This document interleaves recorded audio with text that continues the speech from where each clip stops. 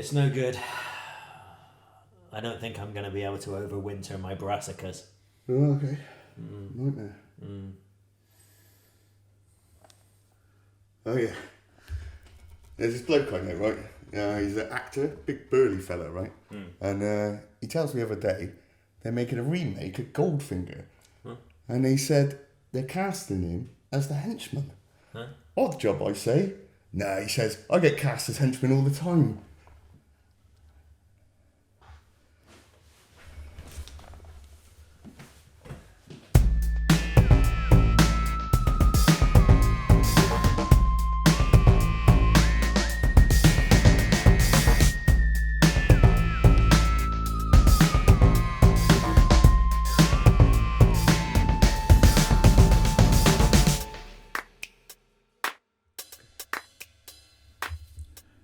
Hello and welcome to episode 3 of Review to a Kill.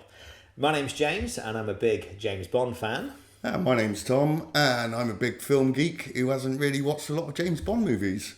Hardly any. We're here to educate him. Each episode we'll be analysing a new Bond film from the series from the perspective of a first-time viewer and someone who's seen it a million times before. We will cast our eye over each movie with a detailed intellectual rigour. Now, as we always say before each of these episodes, there will be spoilers. So if you haven't seen this movie, please go and watch the movie before you watch this episode. Now, episode 3 means that we're doing a third film in the Bond series, which of course is James Bond in Ian Fleming's Goldfinger. Or just Goldfinger if you prefer. That will help me in the edit. Oh, it will it? Yeah. Okay, fine. We'll keep that in there. Yeah. That's fine. Now, as regular viewer will know, Tom recently invested in this magnificent piece of objet d'art, which is all the James Bond 007 films in French. Yeah, what's Goldfinger in French? To add a certain je ne sais quoi to the show. And I'm delighted to be able to tell you that Goldfinger in French is... Goldfinger, isn't it? Goldfinger. Goldfinger. Not even le Goldfinger. Just Goldfinger. That's disappointing, isn't it? Also, I just want to, before anyone switched off because they thought, where the hell's the board? Don't worry, that's coming. Look, we know it's all about the board. So we are supplicants to the board. It's had a bit of a makeover, and I thought I'd make a big thing out of it. Okay, guys, don't worry. It's unusual for us to make a big thing out of something so minor, but we're going to do it just this week. Right, I'm going to give you some basic information about Goldfinger, and then we are going to go to the Bond board, the ultimate arbiter of all things Bond, in whiteboard form. I'm really sorry to interrupt again, James. Just before we get into the proper business, I just want to address some feedback I had from my mum. Oh, please do. I'd love to hear from your mum. I'll go to this camera. I went round to see my mum shortly after that we'd filmed the last episode. Hello, Tom's mum. Hi, Mum. And she said, were you swearing again? She said, James doesn't swear. So I just got to say, I'm very, very sorry, Mum, but, I am... Yeah. I've been told off at work for swearing too much, if that's any consolation. So there you go. He's just better being professional. But well, I don't know about that. On camera. Yeah.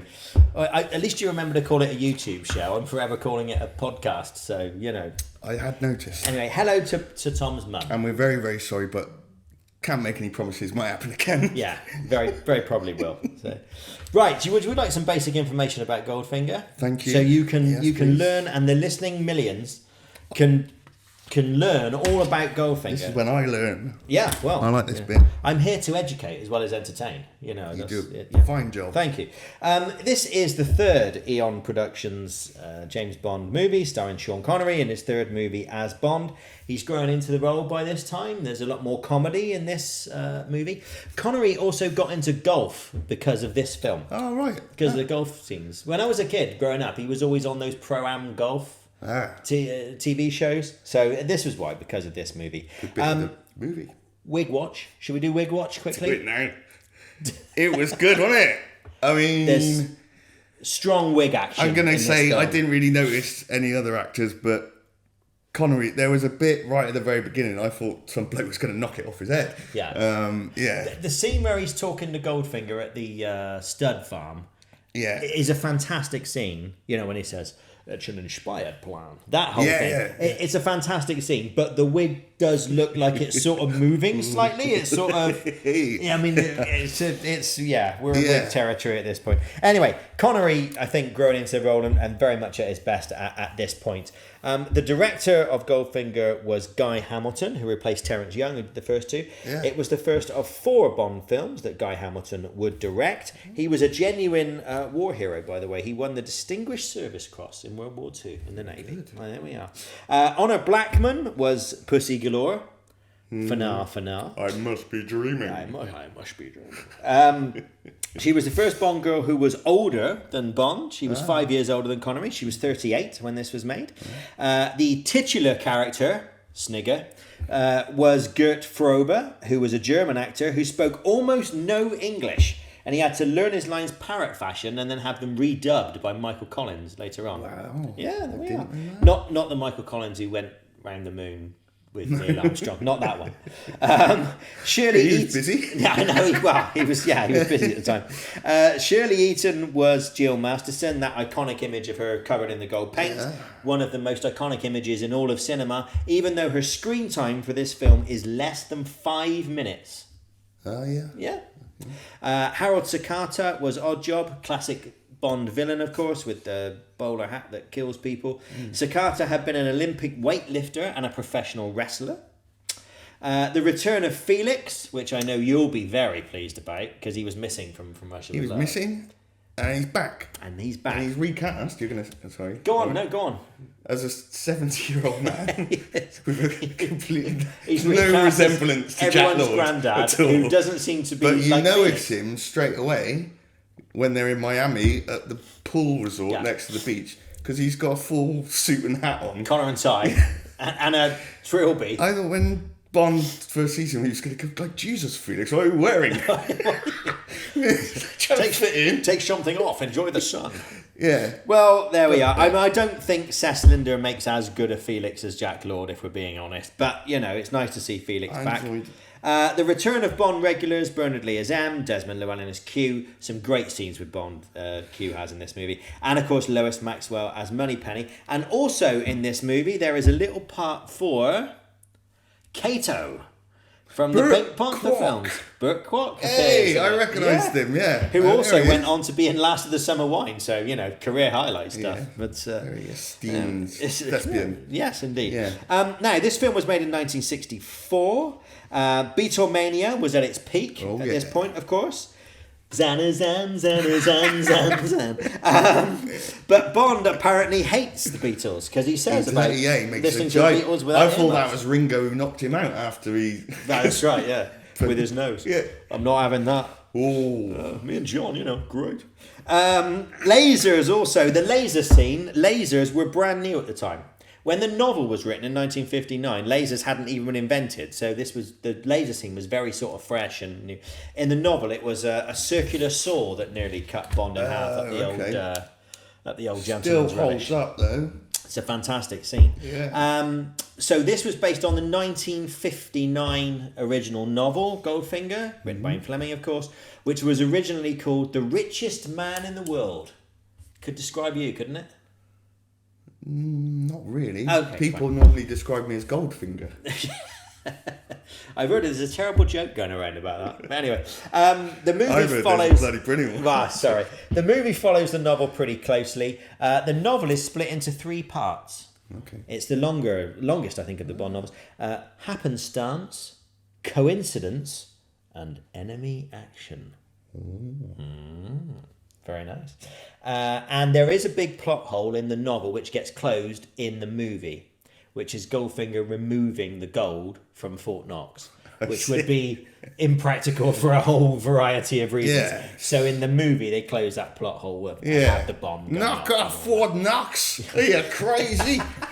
Yeah. Can I just say, I was going to talk about this later, but that scene with all the hoodlums, They are like the most hoodlumy hoodlums ever. I want to talk about that in more detail. Can you get the most Brooklyn accents in one room? You know when the floor's moving, they and he don't goes, understand anything. "What is this? A merry-go-round?" Yeah, that's it. What's up with the pool table? What's up with the blinds? What's up with the floor? They were not smart blokes, were they? You know, what are you gonna do? You know, right, production. Ken Adam returned after missing from Russia with Love because he was working on Doctor Strangelove. Therefore, the interiors on this look amazing. The interior of Fort Knox is just unbelievable. This was a fairly smooth shoot. The whole movie was shot in just 19 weeks. They did annoy the US military over Fort Knox because they've been told to fly planes at no less than 3,000 feet, and they threw them at 500 feet. And apparently the military sort of went a bit mad. But on the whole, it was a pretty smooth shoot. Unfortunately, Ian Fleming died during filming of Goldfinger, so he never got to see this movie. The editing and the music was where there was a problem with this movie because it had to be done in an enormous hurry. 3 weeks before the premiere, they were still giving John Barry edited versions of the movie for him to score the movie too. Okay. And he still didn't have a theme tune 3 weeks before the premiere. Crikey. So it was all done in a bit of a mad hurry. Apparently when Shirley Bassey sang the title song, she had no idea what it was or what Goldfinger was. So there we are. It was all done a bit at the last minute. Numerous famous scenes in this movie, of course. Loads of iconic Bond scenes. Jill covered in paint, as we've mentioned. The laser scene, of course.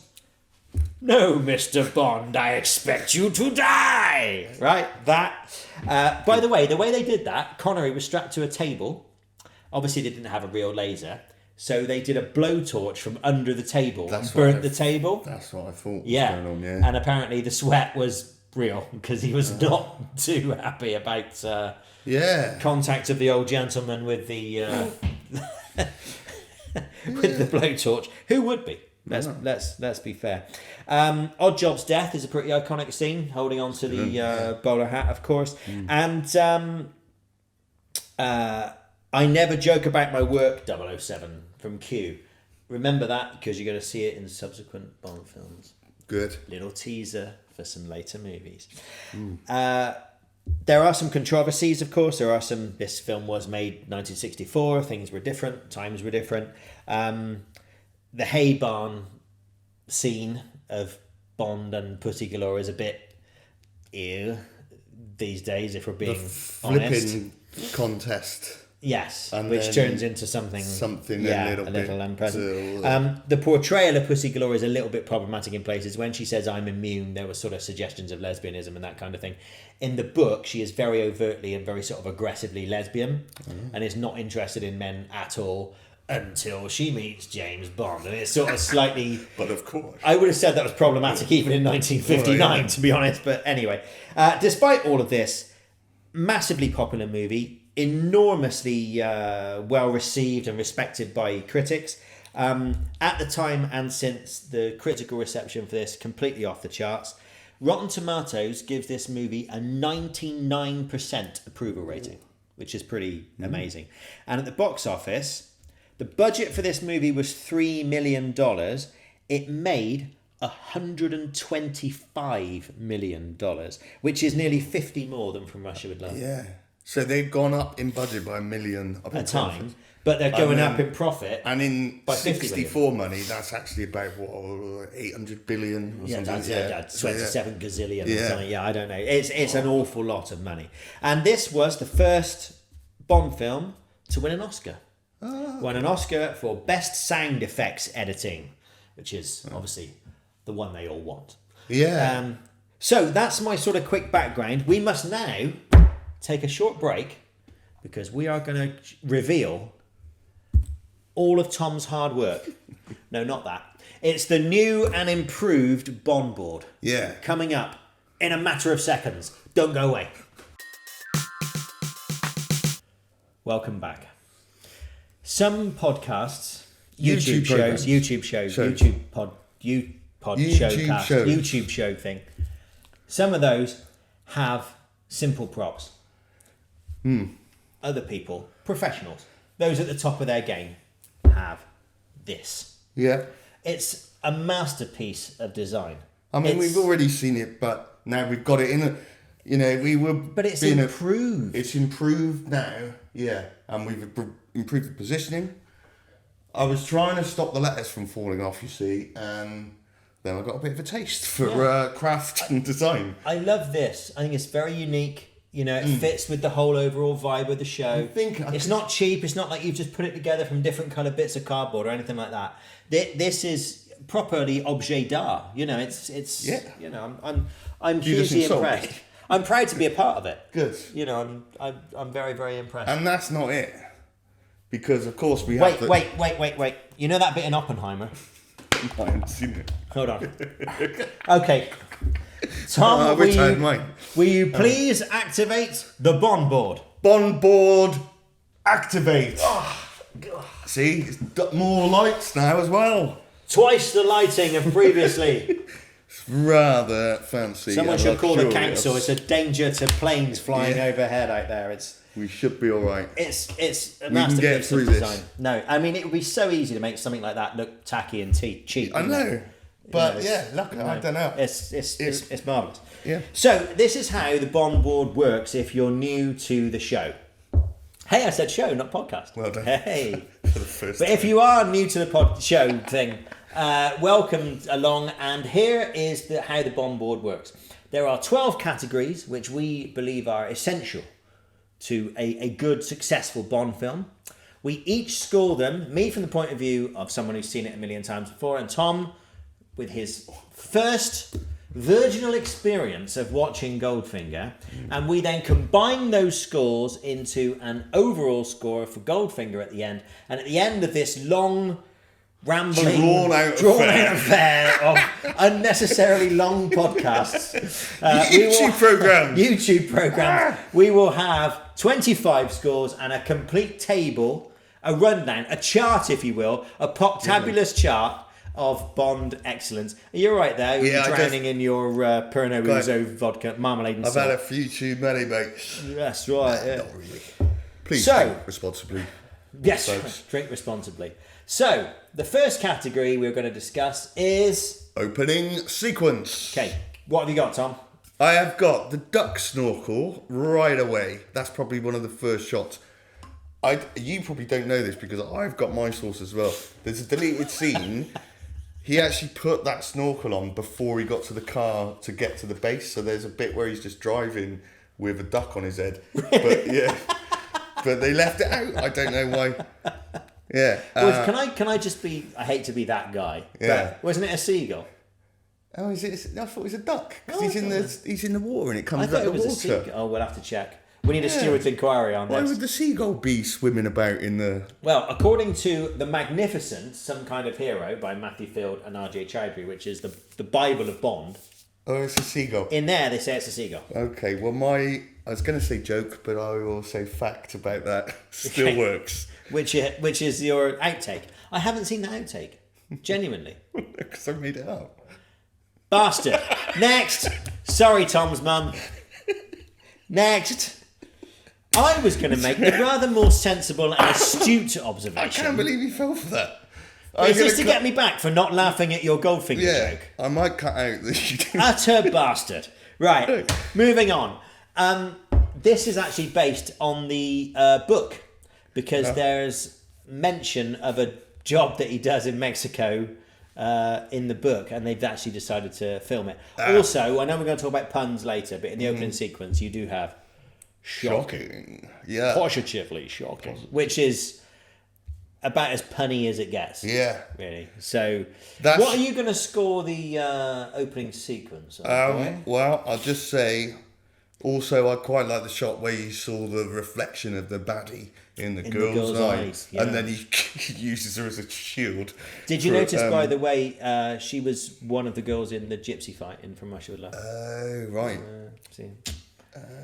These are the things I'm here to tell you about. You'll never watch that the same way again, will you? Who's going first? Who's red? You. I'm red, am I? Yeah, we'll take it in turns this time. Okay, thank you. So I will go for... I'll go 7, I think, for the opening sequence. Good luck, Tom. This is you're literally in the wrong position. No, that's to write. fine. That's You sure? fine.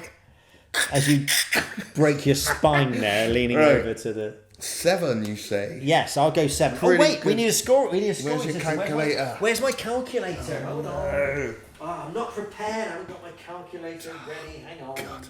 Got to go to my expensive. Sorry, ladies and piece of- gentlemen. No, I'm sorry. This is what happens when you work with amateurs, Tom. I apologise. You're the professional one. Right, calculator. So 7 for me, yeah, and you're scoring it. That's not a number. 6. Not in English, anyway. 6. 6. So you're scoring 6. Because it was Okay. cool, but not spectacular. Okay. No, I Yeah. think that's a fair assessment. Next up, we have, if I can read your writing, which I Theme. can't. Theme song. Theme song. Yeah. Theme song. Shirley Bassey, massively famous theme song. Hugely famous. Powerhouse performance Absolutely. from Bassey. Yeah. Harry Saltzman didn't like it. Well, he's an idiot. Because not only... Well, sorry, I shouldn't say that, because obviously he did a lot of... Good evening to Harry Saltzman's family and relatives. On this occasion, he's being a bit daft, because not only is it just brilliant and it fits with the movie It does. so well, but the matching of the song and the opening sequence, that is the best one so How far. many beers did you drink before I came round? Just out of interest. 7 or 8. Okay. Yeah. What you're saying, it's appropriate for the movie. It fits the feel and the vibe of the movie. The gold painted ladies with the film being projected on them, those visuals are just the best ones so far of the title sequences. That lady was Margaret Nolan, who played Dink, the masseuse. Oh, Yeah. I like that Miami. Felix is like, oh, the girl's dead. Oh, Dink. No, someone else, Felix. Felix thinking of the masseuse straight away. Absolutely potty mind. Okay, so I like the theme song very much. I think it's a classic, legendary Bond theme. Yeah. I think it's aged pretty well. I'm gonna I think score. it's definitely up amongst the gold standard. And I'm going to score 8. Okay, I also will score 8. Okay. So 2 8s are 16. I will add to the running total.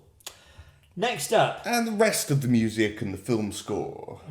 It's pretty. There's, like you said, well, you said they had a bit of rush making it. That includes the theme song. That's very, very impressive. It is really, yeah. Massively. There's a really cool Miami sort of swing band. It's right called. at the I think it's beginning. called Into Miami, and it's a bit of a cult thing amongst. That was cult thing. Tom's mum. That was Yeah. cult.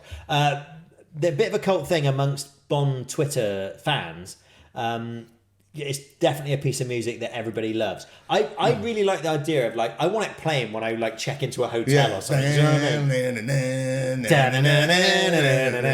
I mean? I'm not sure it would work in the like Premier Inn in Luton, but do you know what I mean? It does You could make give me it a feel- try. I'll give You it a go. walked in Yeah, with that sure. playing like really loud on your phone. With my laptop.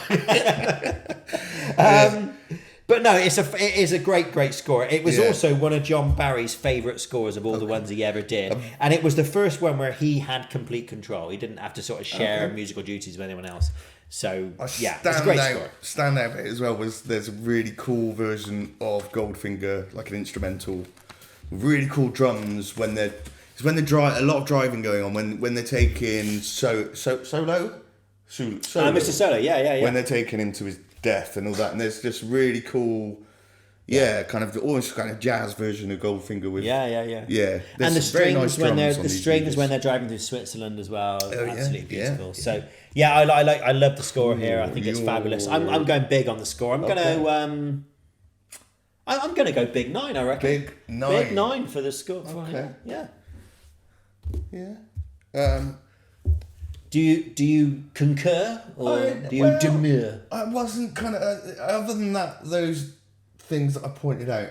Well, I suppose part of a good score would be it not being noticeable. Oh sure, I mean it's got to be suppose. like part of the vibe. Yeah. Totally. So maybe it not standing out was actually good. It's kind of a bonus, really. But no, I'll give it 7. I thought it was really cool, but not like the best ever. So, Okay, 7 for the score. Next, What's next? stunts. Stunts.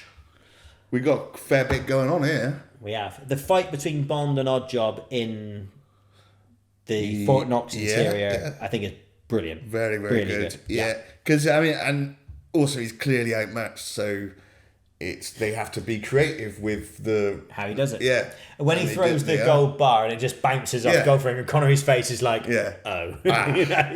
Yeah.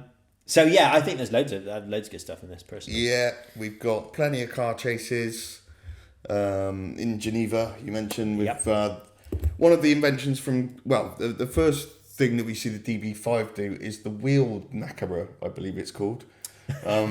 Tilly. Now pay attention, 007. There's a wheel knackerer on your new DB5. So this knackers the sure, wheels. I can the wheels of the bad guy. Yeah. And then so he just goes across the wheels and goes, oh no, what happened? You've blown a bloody tyre. Also, the tracking system, which is sort of like an early sat nav. Yeah. You know, where you can, and he's talking about range 150 miles, you know, as he's tracking Goldfinger across Switzerland. That must have been mind-blowing. Sorry, I know we're getting into gadgets, but I just think, I think it's all wrapped up together. Yes. It's all part of setting the scene and whatever. And actually, the car chases are good. Another one goes off a cliff on fire for some reason. Just because they could. It's a Bond film, so that's what happens. And of course, you've got the ejector seat. The ejector seat, which, you know, propels someone at the force of a kind of medium bouncer. About 12 foot in the air, but he somehow survives. But no, I think good stunts. Very good. Like the fight scenes. Bulletproof vest test I also have, but that's good. In Q branch. Yeah. I'll go 7, I think. Are you unsure which one to use there? Yeah. You look briefly confused. Yeah. Yeah. I'm red. There we are. Stars. I am. Have you scored these before? Or no. You're going for 7 as well. Yeah. Okay. We will add another 14 to the tally. What's next? What's next, great mate? It's vehicles. Vehicles, mate. They're so great for driving around, aren't they? Yeah. Well, the DB5, of course, first appearance for the DB5. Yeah. Ultimate Bond car. Maybe overused in later years. But at this time, absolutely iconic Bond car with all the gadgets we've talked about and things that have entered into sort of public consciousness. So, yeah, I love it. Actually, I'll wait till gadgets. Okay, go on. Yeah. And, I mean, that is really, obviously, that's gonna drive the score up a bit. Because it's a car. Oh, I like it. But it's almost as if you planned it. Yeah. Brilliant. No, that just comes to you naturally, doesn't it? It's just some people can do that. So. I got nice realistic plane written down because there's some good exterior shots of a toy plane that they used. Okay, fair enough. Which I'm probably coming to right now. Yes.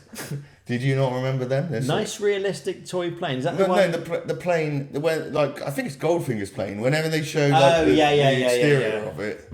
Are you suggesting it looks a bit modelly? A little bit. Okay. A bit Thunderbirds? Yes. Okay. I'm going to say 9, I think, because, I mean, it's the DB5. Maybe taking it in turns, mate. It's, you know... Oh, sorry, did I jump the gun there? Sorry. That's all right. What would you score it, Tom? You go first. What did you say, 9? I'm going to say 9, yeah. I mean, yeah, same here. So after all that... Okay, right, fine. Right. You can score the next one first, all right? Okay. Villain. Well, he's... legendary villain. Archetypal villain. He is. I mean, yeah, I kind of like to think of Dr. No and what these people are up, you know, what's driven them to he just seems like, I think he just needed a mate. Goldfinger. He just needed someone to say, "Oh, I'll be your friend." He had all the expensive stuff. I like gold too. Yeah, come on, we'll be the gold. He accumulated all the good toys when he was a kid, and people used to pretend to be his friends. But yeah, bit of a. I didn't realise we were going to do Freudian analysis during this show. I'd have brushed up on my psychology. Yeah.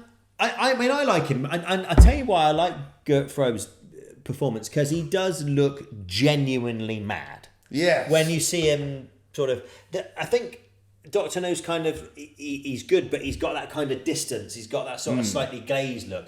With Gert Frobe, it's like eyes are on stalks and the veins are all popping out in his neck and stuff. And also, he's genuinely quite I think there's a sense of self-preservation that we haven't seen to this point. He will quite happily shoot Burkwalk or whoever in order to survive. I think he's at the end, just starts taking just them all gunning out. everybody. Yeah. Well, it's them or me.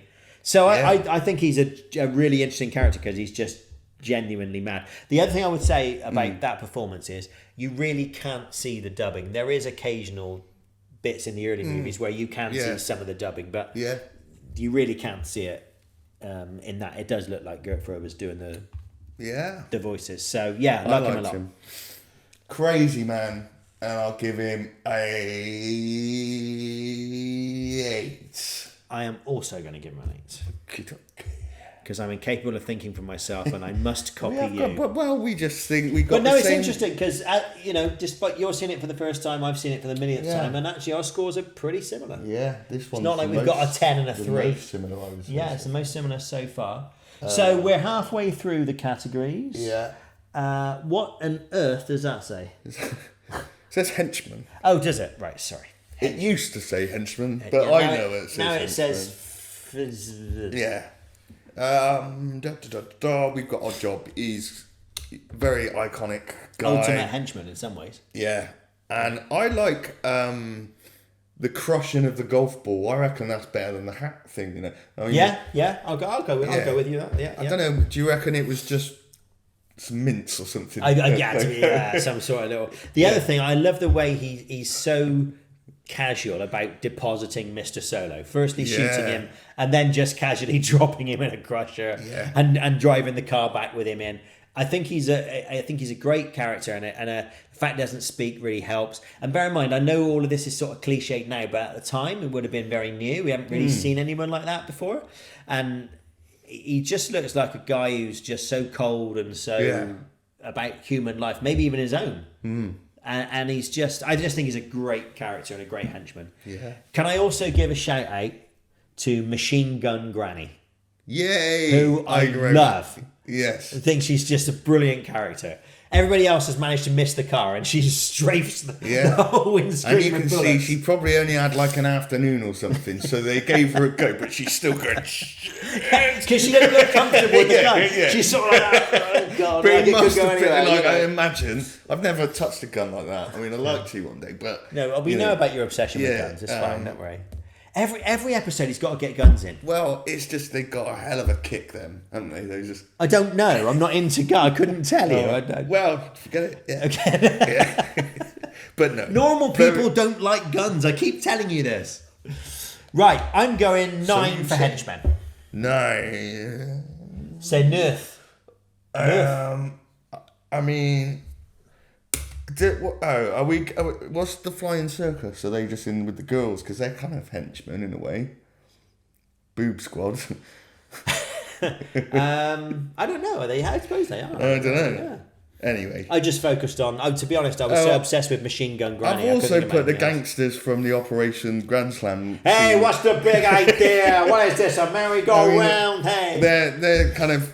enjoyable to watch, but rubbish because they rubbish and actually pointless because all he does is tell them the plot and then kill them anyway. Off and then they So I agree. They are a bit pointless to the plot, but they're kind of fun. Aren't it's they? A very fun scene. Also, the first time they've had a Bond, it became a trope later on, didn't it? Have a room where you were pressing a button and a map appeared and all that kind of stuff. Yeah. But again, first time we've really seen it in Goldfinger, certainly to that extent. So yeah, love it. I copied you again, but it's like with Oddjob, I can't not give Oddjob a 9. He's a big scorer, isn't he? Yeah. What's next, old buddy, old pal, skip matey, me old flapper? I think it's location. I've got location. Location. Most of this was actually filmed in Pinewood Studios. None of the cast went to Miami apart from Felix. The whole rest of it was all done. Forgot his trunk. Yeah, the rest of it was all done in Pinewood Studios on backlot screens and all that kind of stuff. However, they did go and shoot in Kentucky, Switzerland, which I got a bit of a thing about Switzerland because I went there earlier this year and it is beautiful. It looks lovely. And so I think some fabulous locations again and again. Like we always say, put it in context. It's 1964. A lot of people haven't travelled very far or ever left the country. and suddenly they're sat in the cinema watching the Swiss Alps on this incredible big screen. It must have been amazing, you know. Yeah. And then Sorry, have I introduced a sense of seriousness there? I apologise. No, that's all right. It won't happen again. We you know. And I'm just making a serious social point. I'll try not to let it happen again. We're allowed to say that we like Switzerland, mountains. Yeah, they also they go to Baltimore. I think that's where the stud farm is, but I take it that was just They flew on down to Kentucky. right. Yeah, stuff. Yeah. Okay. Baltimore's not, with the greatest of respect, high on the list. I would imagine of Of Bond luxurious locations. Yeah, I would no. have said that'd be a bit like going to Preston, wouldn't it? So, Yeah. I'm gonna go Well, I don't know. It's good in The Wire, but that's a bit of a different different sort vibe. of- yeah. Yeah. They're not looking for glamour in The Wire, right? Not so I'll much. go 8, I think, for locations. Oh no. Would you like me to do it? Are you going to No, that's dislocate all right. your shoulder? Or I'll only go 6. 6? I think they should have pulled the finger out for that. What are you saying, 8? You're disgusted by the locations in this I like the 60-year-old shots, movie. the mountainous shots with the Tilly Masters bit with the driving. But yeah, You could have used a little more. yeah, You can. That's all right. No, that's fine. You can. okay, That's fine. No, we're all entitled to our opinions. yeah. That's the great thing about this. I can't read that. Oh, Story. story. Yeah. Story. This is good. I mean, I like the beginning when Bond's sort of sizing Goldfinger up from once he's had Felix come and tell him what to do. Nice And little byplay cheating on the golf course. The, and all the that golf as well. bits, yeah, he's like just kind of messing with him in the beginning, yes. and that's what I mean about Goldfinger just needing a friend. It's like it's like because he's so annoying, or mad and annoying. It's really Mad and funny annoying, in someone just in Bond rather than having a big fight and whatever like normal. Yeah. He just messes with him on a golf course and takes the piss a bit. And actually, a lot of that scene and much else in this movie was taken from the book. But what they did very cleverly, I think, was they really set the template for future Bond films. So the screenplay, I have it here, was written by Richard Maybaum, who is sort of Bond legendary, and Paul Dean. And because of the quality of the work that they did in this movie, it became the template. It became the blueprint for future Bond films. So you have pre-title sequence, usually somewhere exotic, big action scene in London. Pick up your gadget from Q, get your mission from M. Bit of horseplay with Moneypenny. Initial introduction to the baddie. Usually work in a girl somewhere who's going to get killed somewhere along the way. Yeah. Work in the main Bond girl. And so that template is sort of followed all the way through on subsequent Bond films. You first see it here. Okay. And that's what I love about Goldfinger. Absolutely love this story. I think it's fabulous.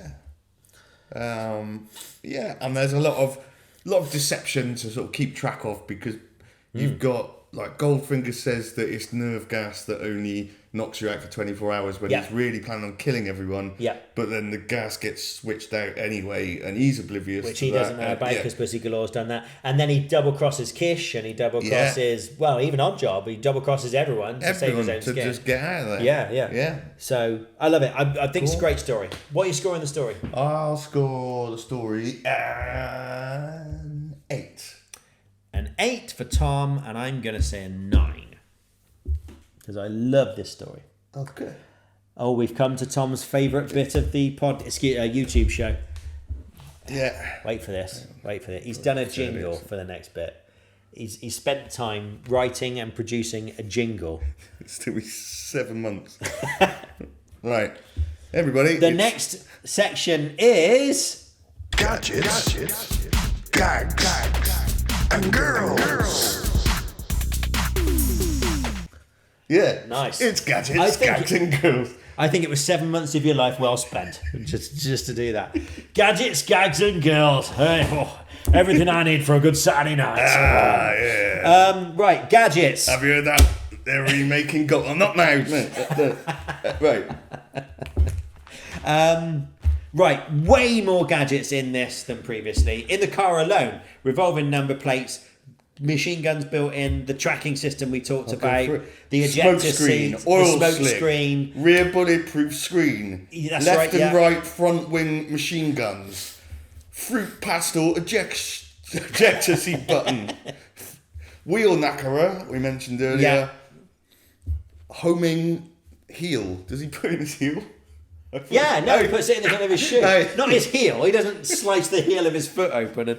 And, there's also the first example I mentioned of the room, the gadgety room that Goldfinger's Goldfinger's pool got. room, Hey, yeah. what's with the trick pool table and all that Hey, it's stuff. a horsey. And I'm sorry, I think the bird, whether it's a duck or a seagull, the jury's out, but the bird on the head, that's a gadget. Oh, yeah. Right? Yeah. So this Absolutely. is replete with gadgets, this movie. And again, put it in context. 1964, you've never seen anything like it. Yeah. No, I'm with you. Absolutely. Do you want to score? Oh, am I allowed to go first this time? Am I? Yeah. Okay, fine. I'm definitely going big 9 for gadgets. Big 9. Big 9. And I am... When you're ready. I was going to say, am I going to give the first 10? But I'm going to go 9 as well. The thing Although, is, that's the first time you've thought about a 10. I thought about a 10 Yeah, there. no. Because the problem I have that's different from you is... Not that. You don't say that on air. Sorry. No, with you, I haven't seen them, so you can compare it with everything that follows. I have to just judge it on its own merits as a gadget, and yet we've come up with the same score. Well, there you go. yeah. They've hit the right formula. So, big score for gadgets. but that's what. Yeah. No, go on. What were you going to say? I've messed it up now. I was just going to say that's why it's difficult to give something 10 because you think, well, that's definitely it's never going to get any better. What if it than gets that. better? Yeah. No. Yeah. There's so much great stuff to come. Okay. Yeah. And there's no time to die. So, gags. Loads of comedy in this. Yeah. Not just puns as well, but actual genuinely sort of comedic scenes. Colonel Smithers, when they're doing the lecture about gold at the start, the sort of byplay between Bond and M. Yeah. I think both Bernard Lee and Connery are just love it. fabulous in that scene. They're It's so like- funny. And did M bring the brandy? Because he seems really annoyed that Bond's having the go. He says, "Oh, this is a bit disappointing." And he's sniffing the brandy Yeah. after Bond goes. "It's Well, so I good." think Smithers is here to make, make the. I just think that sort of slightly adversarial thing really starts here. It gets bigger and bigger. In the Roger Moore era, it gets quite big at times. And I just really like it. I think they play that scene really, really well. Yes. I also love, again, they introduced the sort of slightly adversarial relationship between Bond and Q. You know. I don't understand why. I understand why Q is annoyed at Bond because he gets to use all the stuff. Yeah. And Doesn't he's treat all it the with women respect and all that. He does Yeah. all the cool stuff. But Bond's like, oh, gadgets, boring. It's like, this is brilliant. You go to Q branch, you just see a bloke firing an assault rifle at a bloke there in a bulletproof vest. Which I get, did they toss coins for that one? I don't know, but you wouldn't You want all to draw the run short for the- straw, would yeah. you? I mean, I think it's just that Q is a different generation. He's just got a different view on the world. He's very much a sort of stiff upper lip British civil servant, and all that kind of thing. He's just so different to this sort of playboy 60s figure who's going around having sex with loads of different women and killing people. So I think it's just a reflection of how different they are. But I like it. I think again, both actors do it really well, and it's nice to see that expanded role for Q. So yeah, love it. Think it's really funny. Loads of good comedy in it. Connery, like I say, he's growing into the role. There's lots of sort of little looks he does and little bits where he's sort of, oh God, or something like that, which he knows there's going to be a sort of comedic side to. Yeah. It's not just about quips and puns. I think it's great. But there are a few. Well, the shocking is is the main That's pun, isn't a it? classic, isn't it? I'd heard that one before. It is the main pun, yeah. And I know the best place in town, and this is bloody bad, isn't it? Bond, and the pressing engagement line, which is at the time you don't know, and then later after he's been crushed to death by, the car crusher. Pressing engagement. Now I guess. No, I get it. No, he's not. That's all the gags I got. What's your score? The actual one line is pretty rubbish. Shocking's pretty cool, but I agree with you about M and Q. And the Colonel Smithers scene. Yes, 7. 7. Yeah. I will go 8. 8. Okay. Do you know, just on the, by the way, the actor who played Colonel Smithers, who looks about 60 or something in the movie. Do you know how old he was? But he's younger than us. 38. No way. That's 10 years younger than me right now. That's isn't that great? I love the way, like, there was a certain point in history where men grew up and got to about 23 and started dressing like their dads, and they just stayed dressing like their dads for the rest of their lives. I think it's brilliant. Yeah. Anyway, sorry, that's just an aside. I like that. Right, last of the 3 Gs. Gadgets, gags, girls. Right, Pussy Galore, of course. One of the ultimate Bond girls, I suppose. Yeah. I mean, and she's a goodie in the very end. Yeah. She's quite sassy. She's got some good at judo. She's Kicks Bond's ass in judo. Yeah. But yeah, a little bit rubbish how they kind of, like you say, especially if she was like gay in the book and then James Bond makes basically her straight. converts her. Yeah. dear. Yeah, not great.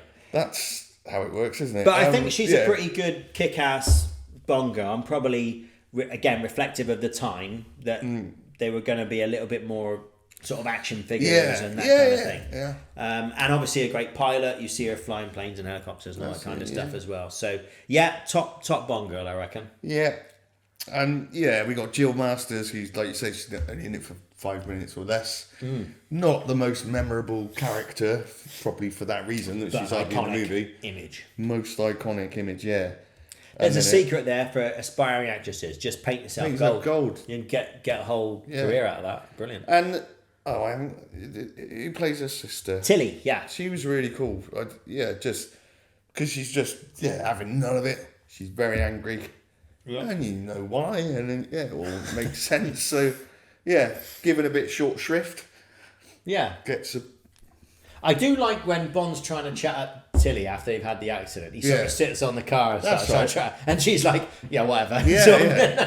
Not interested in him at all. Got a car to sort out, you idiot. I will say 8, I think, for girls. Is that including the Pussy Galore's flying circus? Everyone, I think. Okay. I think they're worthy of an 8. 8. I'm going to go 8 too. Another 8. Okay. Are we done? We're done. That's all the scoring. Right. I'm going to count this money out. It'll take me 2 minutes, and I'll see you in a couple of minutes. No, I'm going to quickly add up back pocket of fella. Right, I'm going to add up all the scores. We'll be back in a second with the results. Yes.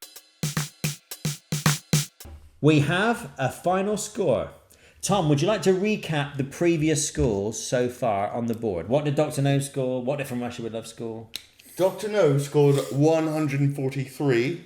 Ooh. From Russia With Love scored 184. Ooh. James, could you please tell me? I don't know. Goldfinger. What's the movie called? Goldfinger. What has Goldfinger scored? Well, I've inputted your data. Ooh. And Goldfinger has scored 191. We have a new leader. Well done, Goldfinger. So Goldfinger is in the lead, and I would suggest with a top score of your black pen's not working, but we're going to carry seamlessly I'm going to go and buy a new pen. I would suggest that with a top score of 240 available, 191 for Goldfinger could take some beating. That's not to say please don't watch the next 22 episodes. We've got a lot of ground to cover, but I'm just saying 191 is I think a pretty good score. So, do you feel like you've learned something? Have you enjoyed yourself? I always do when I do this. I've learned bloody loads. It's the reading glasses, I told you. Immediately it's more profound and educational. That's what it is. So next time on episode 4 we will be doing Thunder. So please join us then. Thank you. That's nice. Please join us then when we will see if Thunderball can beat a score of 191. But from now, it's goodbye from him. Really? Hey, it's goodbye from me. And Goodbye. 4 candles. Right. Right. See you next time. Cheers, Thank you for everyone. watching. Love you. Bye.